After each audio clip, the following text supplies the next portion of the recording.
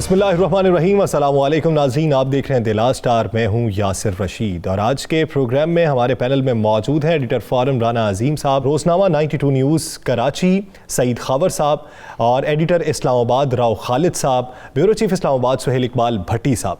नाज़रीन, ताज़ा तरीन सियासी मंजरनामा ये है कि इस वक्त गिलगित बल्तिस्तान के इलेक्शन जारी हैं और तमाम जमातों के जो रहनुमा हैं वो वहाँ पर मौजूद हैं।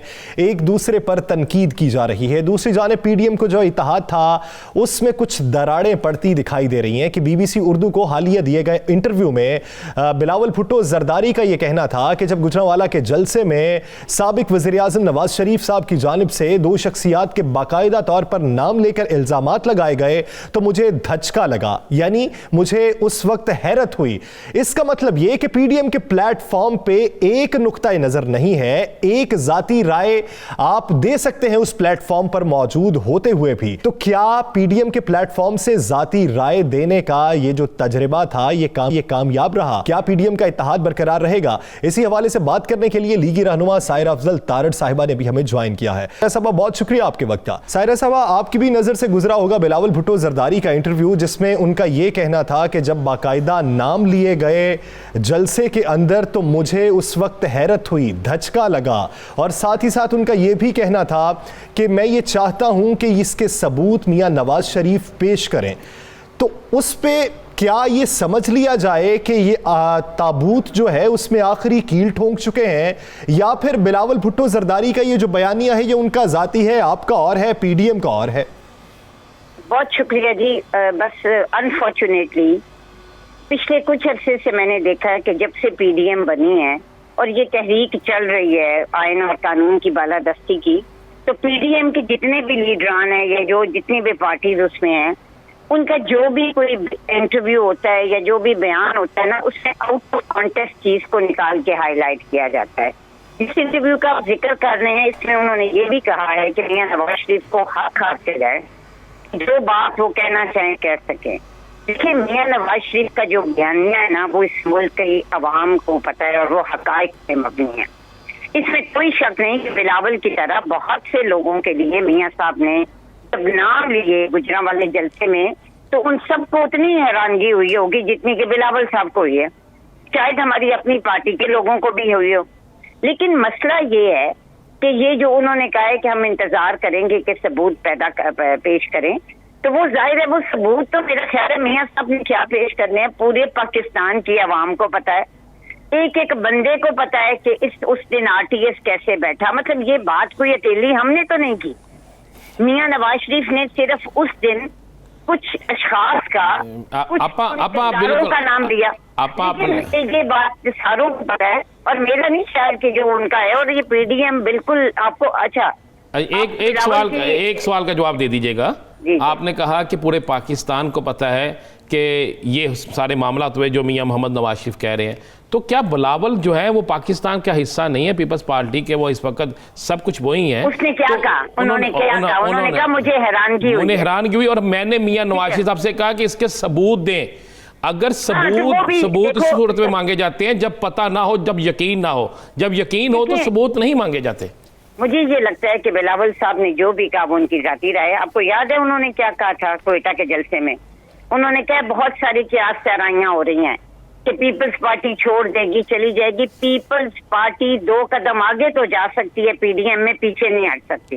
याद है आपको ये बयान उनका? बिल्कुल मुझे याद है, और मुझे ये भी याद है मिसाके जमहूरियत, मुझे मिसाके मरी, ये सारा कुछ याद है। यही हम पूछना चाह रहे हैं। लेकिन आपको बताऊं, हमने ना अपनी गलतियों से सीखा है। और मुझे पता है क्या लगता है, मैं एक सवाल करना चाह रहा हूं। मुझे ये लगता है नहीं, मुझे ये लग रहा है कि इस वक्त PDM की जमातें जो है ना वो चाहे भी तो अपने इस मौकफ से पीछे नहीं हट सकती, क्योंकि ये बयानिया पाकिस्तान की आवाम का बयानिया। सायरा साहबा, हमारे साथ 92 न्यूज़ के एडिटर इस्लामाबाद राव खालिद साहब भी मौजूद हैं, वो आपसे सवाल करना चाहते हैं। राव साहब। जरूर जरूर जी मैम, अस्सलाम वालेकुम, थैंक यू। वालेकुम अस्सलाम। मैं ये पूछना चाह रहा था कि आप जो बेसिक PDM का सारा बयानिया हमने सुना जो नज़र आ रहा है बज़ाहिर, और वो उसमें एक जो बुनियादी बात है जो मैं भी उससे इत्तफाक करता हूँ कि हमारा जो इलेक्टोरल सिस्टम है पूरा, वो इस तरह का है कि उसको मैनिपुलेट किया जा सकता है। इलेक्शन से पहले भी होता है, इलेक्शन के दौरान भी होता है, और बाद में भी शायद खींचातानी हो जाती है जब अक्सरियत नहीं हो रही होती। तो जब तक वो चीज़ रिफॉर्म नहीं होगी, अगर कल कोई इलेक्शन भी हो जाए, आप अपनी तहरीक में कामयाब भी हो जाएं, तो ये मसला वहीं का वहीं रहेगा।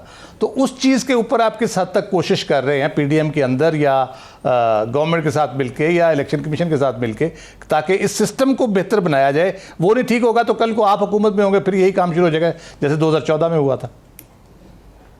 बहुत शुक्रिया जी, बड़ा अच्छा आपका सवाल है। ये जब कमेटी बनी थी ना डार साहब की सरबराही में, तो उसमें बहुत सारी चीजों पे गौर किया गया था। इवन इलेक्ट्रॉनिक वोटिंग पे भी किया गया कि जिस तरह इंडिया में होती है।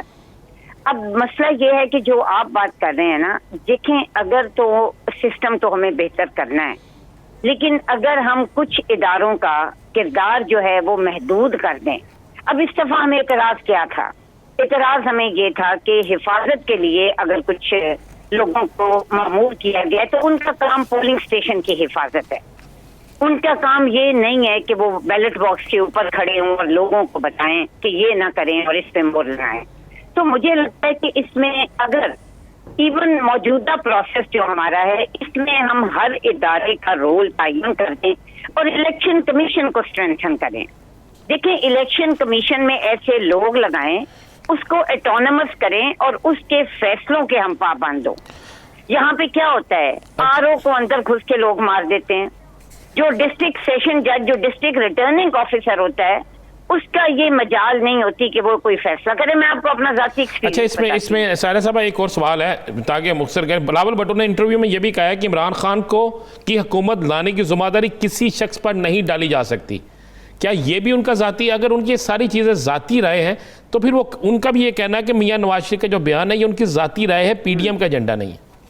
अब मेरा ख्याल है कि जो उन्होंने ये कहा ना, एक शख्स पे नहीं डाली जा सकती, वो शायद, मैं तो नहीं, मैंने उनकी बात ये सुनी नहीं है, क्योंकि उन्होंने इंडिविजुअल्स के नाम लिए, तो मे भी और भी लोग शामिल हों, लेकिन मियां साहब ने तो उनका नाम लिए ना, कि जो कि अब आप सबूत दे रहे हैं। जो बिलावल साहब ने जो सबूत मांगे मियां नवाज शरीफ साहब से, वो सबूत कब दे रहे हैं?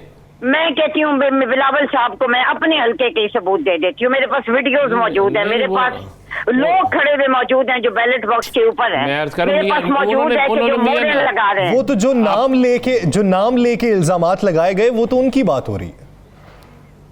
देंगे, मेरा ख्याल है कि ये जो भी इंटरव्यू था, इसकी सारी बातों को हम, मेरा ख्याल है, ऐसा होल देखें। और समहाउ ना कोई है जो पहले दिन से पीडीएम पे ना, ख्वाजा आसिफ ने बयान दिया, उनकी जाती राय थी, उसको किस तरह उछाला गया। तो मुझे कई दफा लगता है कि ये इंशाअल्लाह ताला कुछ नहीं होगा। ये जो भी बयानियां लेके इस वक्त पीढ़ियां चल रही है ना, ये आखिरी। चले, उम्मीद करते हैं कि जो इल्जामात लगाए गए उसके सबूत आवाम तक पहुंच। शुक्रिया सायरा अफजल तारर साहिबा इस हवाले से अपना वक्त देने के लिए। नाज़रीन, ये भी देखना होगा कि जब आप एक प्लेटफॉर्म को इस्तेमाल कर रहे हैं तो उस पर अपनाया जाने वाला बयानिया उसी पूरे प्लेटफॉर्म की मुतफ़िका राय से होना चाहिए, वहां पर आपकी ज़ाती राय नहीं होनी चाहिए। बिलावल भुट्टो ने जो बीबीसी को इंटरव्यू दिया है, इसके बाद नून लीग के अपने अंदर भी काफ़ी परेशानी दिखाई देती है। मियां नवाज शरीफ साहब ने मरियम नवाज साहिबा को टेलीफोन किया, कुछ हिदायत दी। राना साहब, टेलीफोनिक गुफ्तगू क्या रही? देखिए, मैं आपको बिल्कुल सदका एक इतला देता हूँ कि मियां नवाज शरीफ जो है और मरियम में आज एक रब्ता हुआ। उस रब्ते में मरियम ने उस इंटरव्यू का हवाला दिया मियां नवाज शरीफ को, कहा कि देख लें, हमें लगता है कि पीपल्स पार्टी हमसे भी हाथ करने जा रही है। ये लफ्ज़ इस्तेमाल, मरियम औरंगज़ेब से एक बयान दिलाया जाए कि ये उसका ज़ाती जो इंटरव्यू है उसमें ये ज़ाती उसके जो बयान है इसका उससे तल्लक है, उनकी पीडीएम या पीपल्स पार्टी से तल्लक नहीं। जब ज़हन में रखें, अगर ज़ाती तल्लक है तो मियां नवाज शरीफ अगर कोई बयान देते हैं फिर उनका ज़ाती तल्लक है, उसका मुस्लिम लीग से नहीं है, जिस तरह कल कैसर शेख साहब ने तो कहा बकायद। और उसके बाद मियां नवाज शरीफ के दो राब्ते हुए हैं। एक राब्ता हुआ है पीपल्स पार्टी की अहम शख्सियत से जो ब्रिज का बिल्कुल पुल का रोल अदा कर रही हैं और वो साबिक सेनेट में एक बड़ी अहम जिम्मेदारी पर भी रही हैं। और दूसरा राब्ता हुआ मौलाना फजलुर रहमान से, और मौलाना फजलुर रहमान को कहा गया है कि आप पीपल्स पार्टी की क़यादत से आप भी बात करें कि ऐसे इंटरव्यू जो हैं ये हमारे लिए काबिल बर्दाश्त नहीं है। ये लफ्ज़ कहा गया है कि ऐसे इंटरव्यू हमारे लिए काबिल बर्दाश्त नहीं है, अगर ऐसा ही होगा तो हम अब दोबारा डसने के लिए अपने आप को कोई हमें डस जाए हम तैयार नहीं होंगे, और हम फिर आज़ाद अपनी अलहदा कंपेन करेंगे, अलहदा आपके साथ मिलकर हम तहरीक चलाएंगे। मौलाना फजल रहमान साहब ने कहा है कि मैं आसिफ अली जरदारी साहब से बात करता हूँ और बाकी लीडरों से भी बात करता हूँ। ये आज की आपको मुसद्दका मैं इतला दे रहा हूँ कि ये हो चुका है। और मुस्लिम लीग नून के अंदर कुछ लोग जो हैं वो तो शामियाने बचा रहे हैं, वो कह रहे हैं बेहतर हुआ जान छूटी और हम भी अब मज़ीद इम्तिहान में नहीं पढ़ेंगे, और कुछ लोग बड़े परेशान हैं जो हुकूमत के खिलाफ तहरीक चलाने के लिए एक्टिव से सही तहरीक चलाने का ऐलान करेंगे। लेकिन ये तासुर जो पिछले काफ़ी अरसे से पनप रहा था वो अब तासुर कुछ हद तक सही भी साबित हो रहा है। नाज़रीन, दीगर इश्यूज़ पर बात करेंगे एक शॉर्ट ब्रेक के बाद। Stay with us.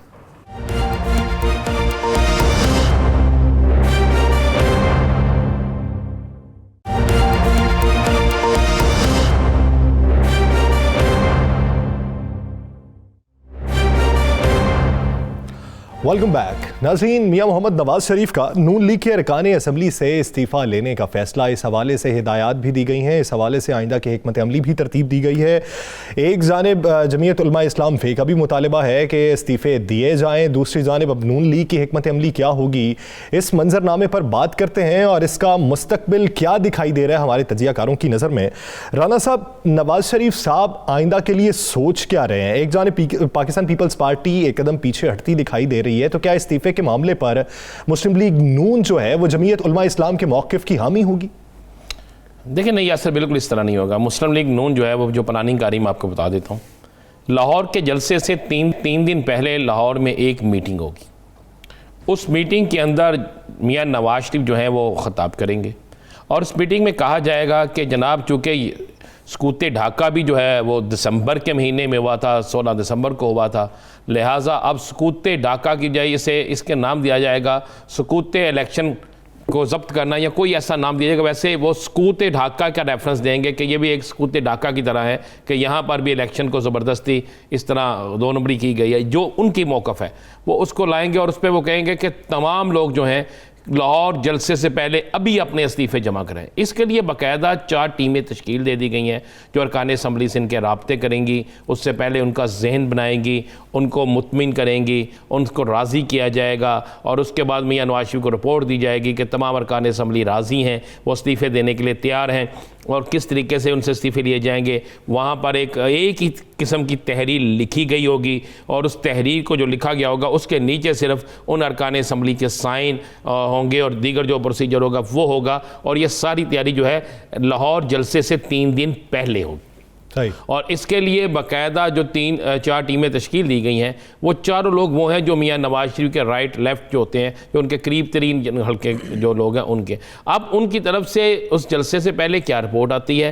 क्या वो 3 दिन पहले तमाम अरकान असम्बली इस्तीफ़ा देने के लिए तैयार हो जाते हैं? नहीं होते। उनमें से कितने लोग ऐसे हैं जो उस मीटिंग में ही नहीं आते, कितने लोग ऐसे हैं जो उस मीटिंग से गायब रहते हैं। इन्होंने तो यहाँ तक प्लानिंग बनाई है कि तमाम लोगों को जो अरकान असम्बली इनके हैं इनको 2 दिन पहले ही लाहौर बुला लिया जाए ताकि अगर उनमें से कोई एक काम हो तो उसको किस तरह ढूंढना है, किसकी ड्यूटी है, कौन उसको साथ लेकर आएगा, किस किस डिवीज़न में किस किस ने किस किस को साथ लेकर आना है, लाहौर में किस जगह रखा जाएगा, कौन उनकी मेहमान नवाजी करेगा। ये सारा उनकी एक बड़ी बेहतरीन उन्होंने अपनी तरफ से तो प्लानिंग बनाई है। लेकिन अगर उससे पहले PDM टूट गई, उससे पहले आज बिलावल भुट्टो के BBC के इंटरव्यू के बाद वाला मामला कुछ ऐसा हो गया तो फिर ये सूरत हाल चेंज होगी। लेकिन मुस्लिम लीग नून ये फैसला कर चुकी है, मुस्लिम लीग नून की क़यादत जो मुस्लिम लीग नून बरतानिया हम कह सकते हैं, ये फैसला कर चुकी है कि वो मुस्लिम लीग नून पाकिस्तान के जो लोग हैं उनसे इस्तीफ़े लेंगे। अब उनमें से कितने लोगों ने इस्तीफ़े देना है, कितने ने नहीं देना है, ये फैसला तो उस मौके पर होगा और बहुत से होंगे। लेकिन दूसरी तरफ मैं आपको ये भी बताऊँ, जिन 4 लोगों की ड्यूटियाँ लगी हैं उन चारों को में से किसी एक को भी किसी भी डिवीज़न में पसंद नहीं किया जाता। मैं आपको बिल्कुल ये आपको मैं मुसद्दका आपको बात कह रहा हूँ कि नहीं किया जाता। और वही 4 जो लोग हैं उनमें से 3 लोग इस वक्त जो है गिलगित बल्तिस्तान में भी मौजूद हैं, जो पहले दिन तो साथ नहीं गए लेकिन आज वो वहाँ पे मौजूद हैं और उनको वहाँ पे बुलाने का मकसद भी यही है कि उनसे साथ साथ मशावरत की जाए, उनसे पूछा जाए कि किस डिवीज़न में कितने ऐसे लोग हैं जो हमें छोड़ के जा सकते हैं। ये भी इनको बड़ा एक खदशा है कि हमें छोड़ के जा सकते हैं, इसलिए वक्त से बहुत पहले ये प्लानिंग की गई है। 3 दिन पहले इस्तीफ़े लिए जाएंगे, इस्तीफ़े लेने से 2 दिन पहले लाहौर में बुलाया जाएगा और लाहौर में बुलाकर उनको राम करने की कोशिश की जाएगी। और अगर ये देखेंगे कि ज़्यादा तादाद नहीं आई तो फिर यह इस्तीफों का ऑप्शन जो है किसी वक्त भी कैंसिल हो सकता है। सही, यानी आप ये कह रहे हैं कि मियां नवाज शरीफ ये सोच रहे हैं कि सकूते पीटीआई हुकूमत हो जाए, इसलिए इस्तीफे सबके लिए जाएं। राव साहब, आप क्या राय रखते हैं? जैसा कि राना साहब ये बता रहे हैं कि जो तैयारियां हैं वो तो ख्वाहिशात हैं मियां नवाज शरीफ साहब की, लेकिन क्या आपको इस पूरे सिनेरियो में ये लगता है कि जो लीगी अरकान हैं वो इस्तीफों पर माइल हो जाएंगे? अगर हम गिलगित बल्तिस्तान की सूरत हाल देखें तो वहाँ पे जो उम्मीदवार थे वो तो 8 से 9 ऐसे थे जो उनसे टूट के पीटीआई में चले गए। तो क्या ऐसी सूरत बन सकती है कि इस्तीफों का ऑप्शन आ जाए? देखिए, मेरा नहीं ख्याल कि कोई बड़ी तादाद में लोग तैयार होंगे। इनको शायद जमा करा दें अपना तसल्ली दिलाने के लिए, लेकिन उसको जब अगर ये एग्जीक्यूट करेंगे, अगर ये गो अहेड देंगे स्पीकर को कि जी हम ये इस्तीफ़े कबूल करें, तो वो शायद उसको ओन ना करें उन इस्तीफ़ों को। ये लगता नहीं है। जहाँ तक गिलगित बल्तिस्तान की बात है, ये पैटर्न आपको नज़र आता है कि जब लोग फेडअप होते हैं या देखते हैं हवा का रुख, वो चेंज करते हैं। ये वो चीज़ है जिसको ये धांधली कहते हैं। बाद में ये कहेंगे जी धांधली हो गई और खलाई मखलूक आ गई। लोग, हमारे सियासत ही इस किस्म की है, वो जब देखते हैं कि एक बंदा करप्शन चार्जेस पे निकला है, उसको नज़र आता है कि इसके वापस आने के चांसेस नहीं हैं, तो लोग अपने अपनी मंजिल का तयन खुद करते हैं, फिर उस तरफ जाना शुरू हो जाते हैं। दूसरी बात यह है कि इमरान, मैं एक बड़ा क्रेडिट दूंगा मौजूदा हुकूमत को, पंजाब की और फेडरल गवर्नमेंट को। जो ट्रेडिशनली हमारे यहाँ रहा है, इस किस्म की जब सूरत हाल पैदा होती है, जब किसी जमात के अंदर इस किस्म का इंतशार पैदा होता है, तो ये बड़ी आसानी होती है हुकूमत, सिटिंग गवर्नमेंट के लिए कि उनके बंदों को तोड़ ले, कर ले, अपने साथ मिला ले। अभी तक आपने ऐसी कोई एफर्ट देखी नहीं है। अगर ये एफर्ट करें तो मेरा ख्याल है 15 दिन की बात है ज़्यादा से ज़्यादा। खबर साहब, आप क्या राय रखते हैं कि एक तरफ जब पीडीएम की तहरीक ने जलसे जुलूसों का आगाज़ किया तो एक मोमेंटम बनाने की कोशिश की, लेकिन उसके जवाब में अब हुकूमत भी जलसे जुलूसों वाली सियासत पर आ चुकी है। सवात का आज जलसा भी आपकी नज़र से गुजरा होगा, बड़ी तादाद थी अवाम की, उधर हाफिजाबाद में भी तैयारियां चल रही हैं। तो जलसे का मुकाबला जलसे से करने पर क्या पीडीएम की तहरीक का जो बयानिया है, जो अवाम को माइल करने की कोशिश है, ये अगर नाकाम हुई तो इस्तीफे ऑप्शन हो सकते हैं इनके पास? यासिर, मैं पहली बात तो ये है कि हम सारे दोस्त जितने भी बैठे हुए हैं, पहले दिन से पीडीएम की तख्लीक के हवाले से और तश्कील के हवाले से अपने ख़यालात का इज़हार करते रहे। मेरे ख्याल में पीडीएम एक मुख्तलिफ राय लोगों का मजमूआ है और इसमें बयानिया मुत्तफ़िक़ा और यकसां बयानिया बन ही नहीं सका पहले दिन से। अब आपको अर्ज़ करूं कि 2 नुकात पर इनका बड़ा झगड़ा हुआ और आपस में इख्तलाफात भी हुए पहले रोज़ ही। एक नुक्ता ये था कि भाई इस्तीफ़ों की सियासत की जाए, दूसरा नुक्ता ये था बयानिए का, जो अभी नवाज शरीफ साहब का बयानिया है, उसमें यह कहा गया कि हम इस्टेब्लिशमेंट को नाम लेकर, इदारों के नाम लेकर, शख्सियात के नाम लेकर उनको मूरद इल्ज़ाम ठहराएं और आज के तमाम तर हालात का ज़िम्मेदार ठहराएं। उस पर पीपल्स पार्टी का इत्तेफाक नहीं था। महमूद अचकज़ई और JUI और नून लीग ये एक तरफ थे, दूसरी तरफ ANP, पीपल्स पार्टी और उनके कुछ साथी वो दूसरी तरफ थे। उनका ख्याल था कि हमें इदारों को निशाना नहीं बनाना चाहिए, हमें इख्तलाफ राय रखना चाहिए, हमें ये कहना चाहिए कि इस्टेब्लिशमेंट मौजूदा सूरत हाल की ज़िम्मेदार है। उस पर इनका पहले दिन से ये झगड़ा था और ये झगड़ा चलेगा और चलता रहेगा। पीपल्स पार्टी में आज आपको बता रहा हूँ, पीपल्स पार्टी इस्तीफ़ों के हवाले से आखिरी ऑप्शन रखेगी। अभी इब्तिदा है इस तहरीक की, इस तहरीक ने क्या गोल खिलाने हैं, क्या रंग दिखाने हैं, ये आने वाले दिनों में आगे पता चलेगा। लेकिन इस वक्त पीपल्स पार्टी रिस्क नहीं ले सकेगी। लेकिन नून लीग चूँकि कश्तियाँ चला के आई हुई है तो वो दूसरों को राग़िब करने की कोशिश कर रहे हैं। यानी आपको ये लगता है कि पीपल्स पार्टी आगे नहीं बढ़ेगी और अगर मनाने की कोशिश की गई तो जलसों के हवाले से अर्ज करूं, जी एक जुमला में अर्ज करूं कि जलसों का जवाब जलसों से, ताकत का जवाब ताकत से, ये एक अच्छी सियासत है, अच्छी मूव है। लेकिन मैं समझता हूं कि इसमें अवाम सैंडविच बनकर रह गए हैं, अवाम मसाइल में घिरे हुए हैं। वो इस तरह की दर्जा हरारत बढ़ने वाली सियासत के कायल नहीं है। वो कहते हैं कि लोगों के मसाइल होने चाहिए, इसलिए अपोजिशन को भी और हुकूमत को भी इस जानिब तवज्जो देनी चाहिए। सही। भट्टी साहब, जैसा कि खबर साहब ने कहा कि जलसों का मुकाबला जलसों से, ताकत का मुकाबला ताकत से, गो कि ये अच्छी सियासत है लेकिन अवामी मसाइल का हल भी ज़रूरी है।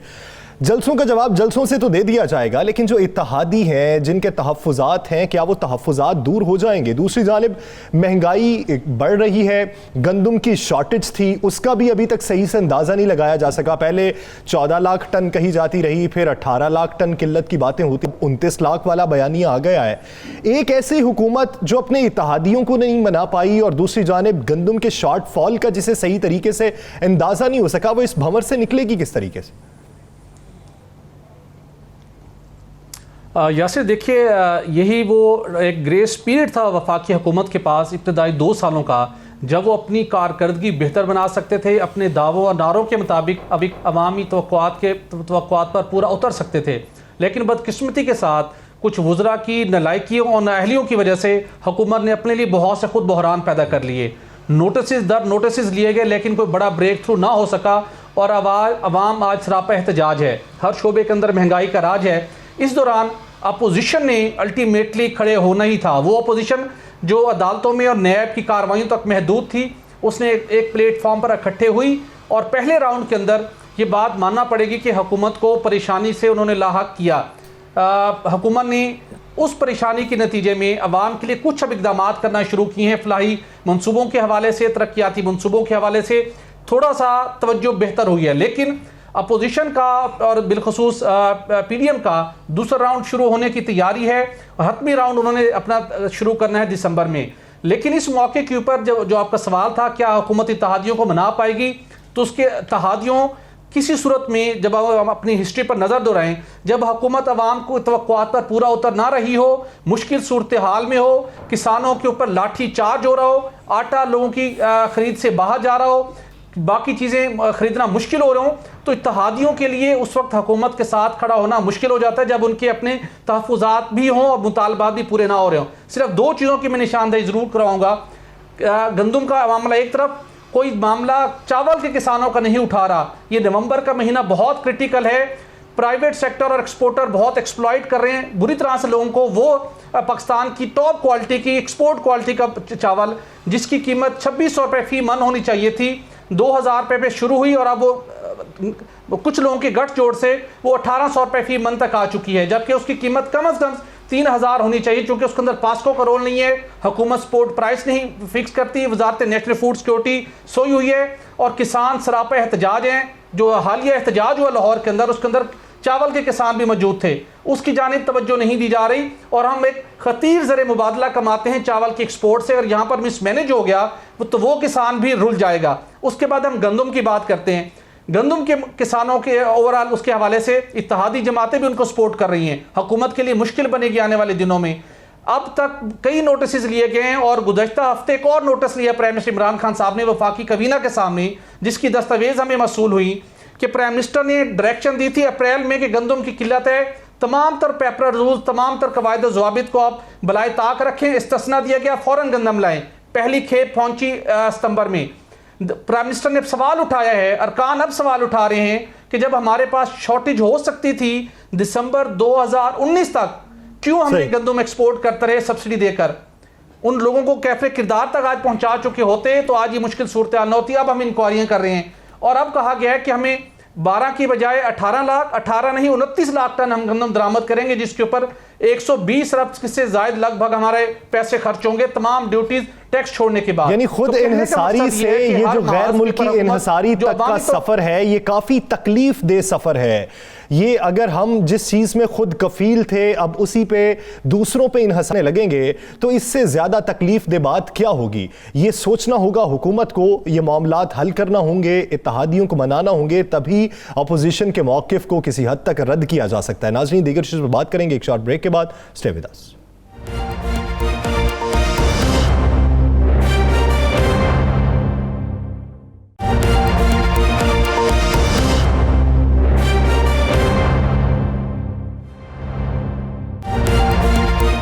Welcome back. नाज़रीन, बात करेंगे पाकिस्तान रेलवे की, जो बदतरीन इंतज़ामी और माली बहरान का शिकार है। रवा माली साल के अख्ताम तक तकरीबन 6 अरब रुपए खसारे का खदशा है। हज़ारों मुलाजमीन ऐसे हैं जो रिटायर्ड हो चुके हैं लेकिन उनके वाजबात अदा नहीं किए गए। बेवाएँ अब तक मुंतज़िर हैं कि कब वाजबात उन्हें मिलेंगे और उनका रोज़गार चल सकेगा या रोज़मर्रा का खर्च चल सकेगा। वज़ीर रेलवे शेख रशीद ने दावे तो बहुत किए कि रेलवे को खसारे से निकालेंगे, मुनाफा बख्श इदारा बनाएंगे, लेकिन वो दावे अब ज़मीनी हकाइक से कितने मुतसादिम हैं, इसी पर बात करेंगे। सबसे पहले रुख करेंगे कराची का, सईद खावर साहब का रुख करेंगे। खावर साहब, अब तक अगर रेलवे की बात की जाए, हर तीसरे या चौथे दिन या तो ट्रेन ताख़ीर का शिकार होती हैं या फिर हादसात रूनुमा हो जाते हैं।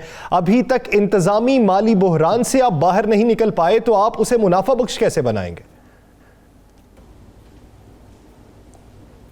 देखिए जी, पहली बात तो ये है कि दुनिया भर में, ख़ास तौर पे तरक्की पजीर ममालिक में और गरीब मुल्कों में जहाँ जहाँ रेलवे है, रेलवे आम आदमी के लिए एक आसान और सस्ते सफ़र का ज़रिया है। पाकिस्तान में एक ये बहुत बड़ा वसीला था हमारे लाखों लोगों के लिए, लेकिन बतदरीज ये इदारा तबाह होता गया और आज ये सूरत हाल है कि हम इसको PIA की तरह एक सफ़ेद हाथी करार दे सकते हैं। पाकिस्तान रेलवे 2.5 सालों से शेख रशीद साहब के पास है। हम ये समझे थे कि शेख साहब एक मंजे हुए सियासतदान हैं, एक अच्छे मुंतज़िम हैं, वो आकर रेलवे की जोन बदल देंगे, लेकिन माजरत के साथ हम उनकी कोई ऐसी पॉलिसी नहीं देख सके जिसने रेलवे को कामयाबी की तरफ गामजन किया हो। इन दिनों जब हम बात कर रहे हैं तो रेलवे एक बहुत बड़े बहरान से निकली है। सबसे पहले तो ये कि कोरोना था, कोरोना की वजह से पाकिस्तान रेलवे की बहुत सारी ट्रेनें बंद रहीं। उसके बाद ये हुआ कि कोरोना के बाद तूफ़ानी बारिशें आई, ख़ास तौर पे ये जो मानसून के 6 स्पेल आए उसने पाकिस्तान रेलवे को भी बहुत नुकसान पहुंचाया।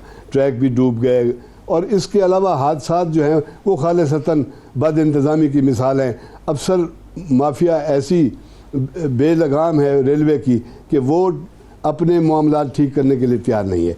इस वजह से ये हुआ कि पाकिस्तान रेलवे खसारे में चली गई। पिछले 6 महीने में 3 अरब का खसारा हुआ। पिछले 3 महीने में ये खसारा 6 अरब तक जा पहुंचा है। 6 अरब वो जो हैं जो अगले जून तक इनको देने होंगे। इन्होंने वफाक से रजू किया और पैसे मांगे हैं, लेकिन वफाक ने पैसे देने से इनकार कर दिया है कि हमारी अपनी माली हालत ठीक नहीं है। पाकिस्तान रेलवे के मेरी एक इंजीनियर से बात हुई है, उसने कहा है कि सिर्फ कराची डिवीज़न में 1200 बेवाएँ और पेंशनर हैं जो पिछले 2 साल से अपनी अदायगियों से महरूम हैं। अब फिर क्या हुआ है ना कि आप दावे भी करते हैं एक तरफ और दूसरी तरफ आपके ज़मीनी हकाइक जो है। सर, एक जुमला मैं अर्ज कर दूं कि पाकिस्तान रेलवे जो है पिछले सिर्फ एक जुमला अर्ज कर दूं कि अभी जो बारिश के बाद है, पाकिस्तान रेलवे का 50 से 60% मुसाफिर जो है वो बसों पे मुंतकिल हो गया है और इस तरफ किसी की तवज्जो नहीं है। आप जो ट्रेनें थी वो तो चलाएंगे, लेकिन जो ट्रेनें चल रही हैं उनको कामयाब नहीं बना सके और वो खसारे में जा रही हैं मुसलसल और रेलवे पर बोझ बन रही हैं। राव साहब, जैसा कि खावर साहब का ये कहना है कि 50 से 60% मुसाफिर जो है वो रेलवे से प्राइवेट ट्रांसपोर्ट पर अगर शिफ्ट हो जाएं और इसके साथ साथ 6 अरब का अगर सालाना खसारा हो और अंदरून सिंध की अगर सूरत हाल देखें तो जगह जगह पे जो रेलवे लाइन है वो नुकसान उठा रही हो, कहीं से टूटी फूटी है और ड्राइवर्स को ये हिदायत की जाती हैं कि अपनी स्पीड स्लो रखें, तो हम कौन से ज़माने में हैं? क्या ML1 ही इस तमाम तर खसारे को निकाल पाएगी या फिर इसमें वजारत का भी अपना कहीं ना कहीं पर कोई कमी है, कोई कोताही है? बड़ी पेचीदा ये सब्जेक्ट है क्योंकि इसमें बहुत से फैक्टर्स हैं। एक तो आपकी ML1 अब क्यों बन रही है, ये पहले ये काम क्यों नहीं हुआ? उसकी बुनियादी वजह ये थी कि जो आपके डोनर्स हैं, जो गाड़ियाँ बनाते हैं, जो सड़कों पे चलने वाली गाड़ियाँ बनाते हैं, वो आपको सपोर्ट नहीं करते ऐसे प्रोजेक्ट्स के लिए। वो रेलवे लाइन पे नहीं आपको सपोर्ट करेंगे, वो सड़क कहेंगे, आपको पैसे दे देंगे। ये एक वजह है। दूसरी इसकी बुनियादी वजह यह है कि हमारा लोकल जो माफिया, ट्रांसपोर्ट माफिया, उसने बड़ा बेड़ा गर्क किया रेलवे का। बहुत से रूट्स उसकी वजह से बंद हुए। ये तो अब जो शिफ्ट होने की बात हो रही है, अभी रेलवे थोड़ी सी चलनी शुरू हुई है तो उसमें शिफ्टिंग ऑब्वियसली होगी अगर नहीं एफिशिएंटली काम करेगी। पूरे रूट्स बंद करवाए गए हैं ट्रांसपोर्टर्स ने मिलकर अपने रूट्स के लिए। आपकी सरकारी पब्लिक ट्रांसपोर्ट जो थी GTS वो बंद करवाई उन्होंने, PIA की फ़्लाइट्स बंद करवाई जब मोटरवे बनी है लाहौर इस्लामाबाद की, उसके ऊपर उन्होंने इम्पैक्ट किया। फैसलाबाद की फ़्लाइट्स उन्होंने बंद करवाई इस्लामाबाद से। तो ये एक वो माफिया का एक इम्पैक्ट है। तीसरी चीज़ जो है वो है एम्प्लॉयमेंट, जो हम एक गवर्नमेंट सेक्टर एक रह गया एम्प्लॉयमेंट देने के लिए, जिसमें हर बंदा क्वालिफिकेशन है, हुनरमंदी है, नहीं है, रिश्तेदारी की बुनियाद पे वो कर लेते हैं। तो ये आपके इदारों को जोंकों की तरह ये कुछ लोग लगे हुए हैं जो मुसलसल खून चूस रहे हैं, ये सोचे बगैर कि अगर इस जिस्म में जान नहीं रही तो वो खुद कहाँ फिर किसके सहारे पे होंगे। जिसमें आपके स्टील मिल है, PIA है, जिसमें आपके PTV है, रेडियो पाकिस्तान है, ये रेलवे का इदारा है। तो PIA में अब वो अच्छे आ गए, उनके हेड वो जोंकों को उतारने की कोशिश कर रहे हैं, बड़ी एफर्ट कर रहे हैं, अच्छी खासी जान मारे हैं। इस किस्म की आपको अप्रोच चाहिए। ये कम से कम रैशनलाइज करे, अपने स्टाफ को रैशनलाइज करे। फिर उन आपकी जो एक्सपेंशन है, इंडिया आपके साथ है, उसकी देखें आपने पता नहीं कितने हज़ार किलोमीटर रेलवे लाइन बिछाई है। हमारी कितने हज़ार कम हो गई है रेलवे लाइन, और हमारा बिल्कुल सिकुड़ता जा रहा है रेलवे का सिस्टम। तो इसको एक्सपेंड करने की ज़रूरत है, इसको एफिशिएंटली चलाने की ज़रूरत है, और स्टाफ का जो है हुजम वो रैशनलाइज करने की ज़रूरत है। अब टेक्नोलॉजी के साथ वो बहुत ज़्यादा हो गया। प्राइवेट सेक्टर को इनकरेज कर रही है मौजूदा गवर्नमेंट ताकि एम्प्लॉयमेंट जनरेशन उस तरफ ज़्यादा हो। तो सरकारी इदारों से जिस तरह से ये छांटी होगी या गैर ज़रूरी स्टाफ कम होगा, एफिशिएंसी आएगी।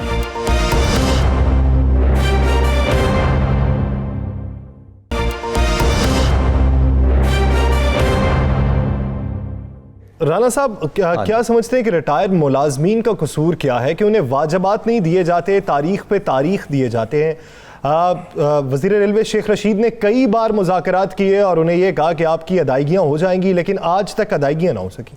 देखिए यार सर, इसका जवाब तो रेलवे दे सकते हैं, लेकिन आप सूरत जो हालिद साहब ने कहा, राव साहब ने कहा, बिल्कुल दुरुस्त है कि आपको मिला क्या, वो कौन सी रेलवे मिली, आपको किस हालत में मिली, जिस हालत में आपको मिली आपने उसी हालत से वहीं से कमाना है ना। आप ज़रा पिछला टेन्योर देखें। एक तो आपको एक चीज़ माननी पड़ेगी कि आपको नहीं पता कि रेलवे के अंदर कितनी करप्शन है, आपको नहीं पता कि रेलवे के अंदर कितनी ऐसी भर्तियां हैं जो भर्तियां नहीं होनी चाहिए थी। क्या आपको नहीं पता कि रेलवे के अंदर कई ऐसे लोग मौजूद हैं जिन्होंने आज तक ड्यूटी ज्वाइन ही नहीं की होगी, सिर्फ जाते ज़रूर होंगे लेकिन ड्यूटी दी नहीं होगी। आपको पता रेलवे के अंदर 13,000 मुलाजम ऐसे हैं, मुख्तलिफ अदवार में रहे 13,000 मुलाजम, जिनके मतलब कहा गया है कि वो मुख्तलिफ यूनियन से तल्लक रखते थे और मुख्तलिफ यूनियन से तल्लक रखने की बिना पर अपनी ड्यूटी सारी अंजाम नहीं देते थे। ये मुख्तलिफ अदवार की मैं आपको तादाद बता रहा हूँ, और मौजूदा हालात में भी ऐसे बहुत से हैं, सैकड़ों नहीं हज़ारों में इनकी तादाद है। तो फिर वो एक बोझ तो है ना, वो उस तरह भी जाती है। फिर आपने उन्हीं में से उनकी पेंशन जो है हर दौर में जाती है अगर वो रिटायर हो जाते हैं। अगर उनके पैसे बनते हैं तो यूनियन की बेस पे उनको मिलते हैं। ये ज़रूर है कि शेख रशीद साहब को अव्वल तरजीहात में उन लोगों को रखना चाहिए था जैसे बेवाएँ हैं, जिनकी ज़रूरत है, जिनका हक बनता है, पेंशनर है जिनको पेंशन देनी चाहिए थी, जिनके बकाए जाते हैं उनको मिलने चाहिए थे। लेकिन जब आपको एक ऐसा घर मिलता है कि जिसकी बुनियाद कोई नहीं होती, आपने नई बुनियाद रखनी होती है, नया सिस्टम लेकर चलना होता है, तो फिर आपको उस पर थोड़ी सी मुशक्क़त भी करना पड़ती है, कुछ तकालीफ भी उठानी पड़ती हैं। लेकिन शेख रशीद अहमद साहब बासियत वज़ीर रेलवे मेहनत करते नज़र आते हैं, लेकिन ज़्यादा मेहनत उनकी बयानात की तरफ होती है। अल्लाह करे कि वो इस टूटी फूटी रेलवे को बेहतर बनाने के लिए जो कुछ हो सकता है वो करे। लेकिन जहाँ तक मेरी इत्तला है उसके मुताबिक रेलवे में पहले से बहुत बेहतर है, पहले से बहुत सी चीज़ें बेहतर है। पहले सिस्टम बिल्कुल कुछ और चल रहा था, अब कुछ सिस्टम चेंज हुआ है, लेकिन जो माफिया मौजूद है ना, वो माफिया चाहेगा कि रेलवे नाकाम हो, क्योंकि रेलवे के नाकामी से माफिया को कामयाबी मिलेगी। और माफिया कहाँ कहाँ पर मौजूद है ये आपको पता है। मुझे भट्टी साहब, आप क्या समझते हैं, आपकी क्या राय है कि गुज़श्ता दौरे हुकूमत के मुकाबले में मौजूदा दौरे हुकूमत में रेलवे का जो इंतज़ाम है वो किस हद तक मुख्तलिफ है, और अगले 2.5 सालों में यानी कि जब दौरे इक़्तिदार मुकम्मल होगा तब कितना फ़र्क आ सकता है? यासिर, देखिए माजी के अंदर पाकिस्तान रेलवे इस नहज पर पहुंच चुकी थी कि कोई भी रेलवे के ऊपर सफ़र करने को तैयार नहीं था। वजह यह थी कि अगर एक ट्रेन ने सुबह 10 बजे रावलपिंडी से रवाना होना है तो शाम 6 बजे तक ट्रेन ही नहीं आती थी।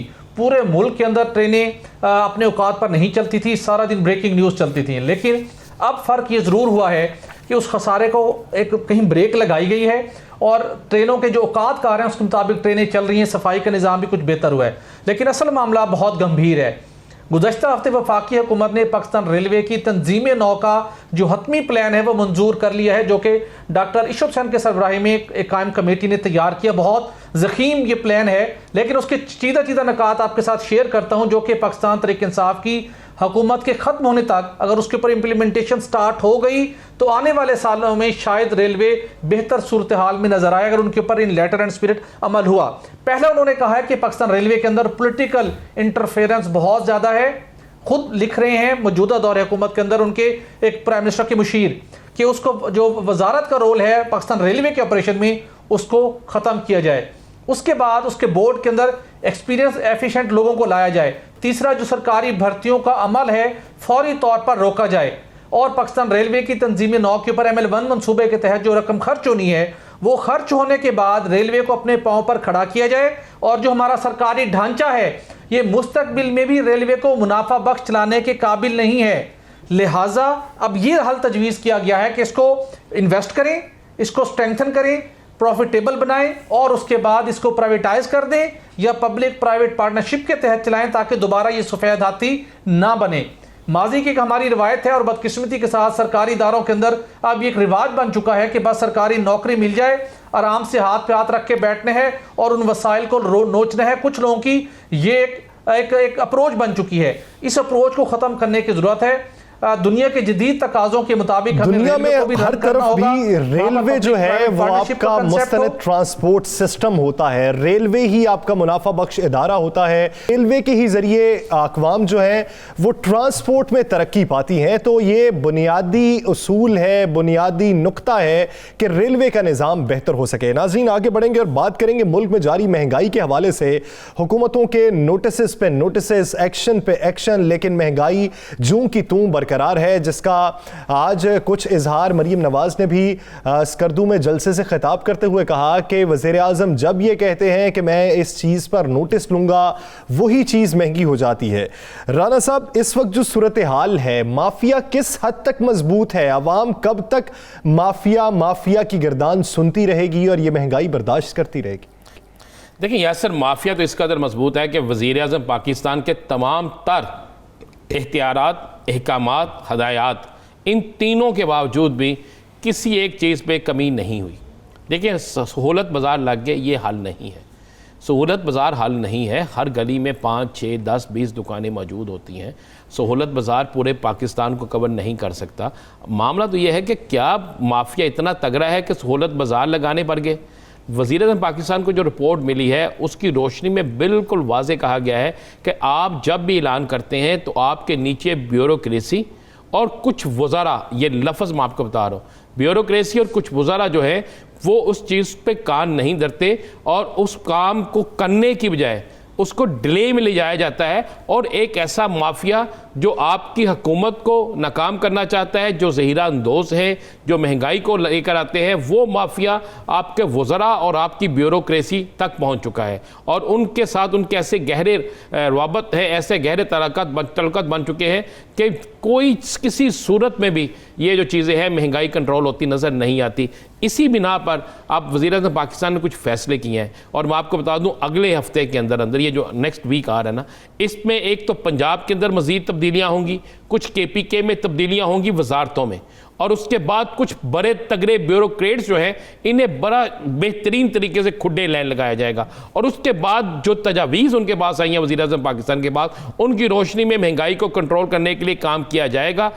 क्योंकि वज़ीर आज़म हर सूरत में महंगाई को कंट्रोल करना चाहते हैं, इत्तेहादी भी यही चाहते हैं, मगर कुछ ऐसी चीज़ें मौजूद थी जो बाकायदा सबूत के साथ अदारों ने रिपोर्ट्स दी हैं, उनकी रोशनी में अब कुछ तब्दीलियाँ होने जा रही हैं और इसमें कुछ घर के अफराद भी शामिल हैं। चलें, उम्मीद करते हैं कि माजी की निस्बत जितने नोटिस हुए जितनी रिपोर्ट्स मुरतब हुई उनसे कुछ मुख्तलिफ इसके नताइज हों, आवाम के हक में इसके नताइज निकलें। सेल पॉइंट्स लगा देना मसले का हल नहीं होता, हर जगह पर वहाँ पर सहूलियात मुयस्सर करना मसले का हल होता है। तो उम्मीद करते हैं कि वफाकी हुकूमत इस मामले से निपटने में बखूबी किरदार अदा करेगी। नाज़रीन, द लास्ट आवर से हमें दीजिए इजाज़त। अल्लाह ने के बाद।